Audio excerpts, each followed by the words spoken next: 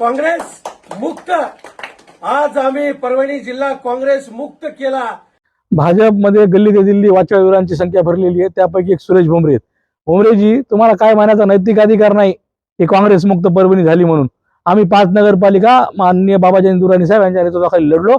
त्या 5 नगरपालिकांमध्ये आमचे 29 नगरसेवक निवडून आले। तुम्ही तुमची एवढी सत्ता, गल्ली ते दिल्ली सत्ता असताना, दडपशाही, पैसा, संपत्ती, साधना असताना तुम्ही फक्त 3 नगरपालिका लढले 7 पैकी, आणि तुमचे नगरसेवक निवडून आले 34।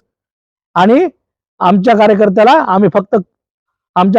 काँग्रेस पक्षाचा विचार आणि झेंडा घेऊन लोकांना सामोरे गेले आणि 29 ची संख्या आम्हाला लोकांनी निवडून दिली।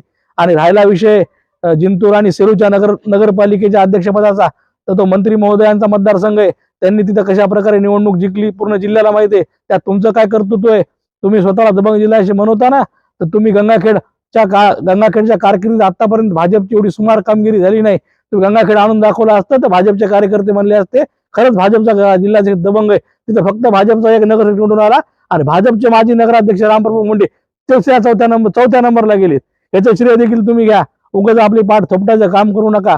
आणि राहिला विषय मतांचा, तर या 5 नगरपालिकांमध्ये काँग्रेस पक्षाला लोकांनी 42,000 मतं दिली आणि तुम्हाला दिली 33,000। तुमच्यापेक्षा 10,000 मतं आम्हाला लोकांनी भरभरून दिली।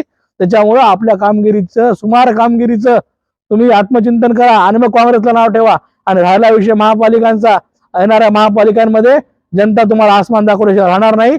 आणि तुम्हाला एवढं सांगतो मी, जितना छलोगे उतना छल होगा, आज नहीं तो कल होगा।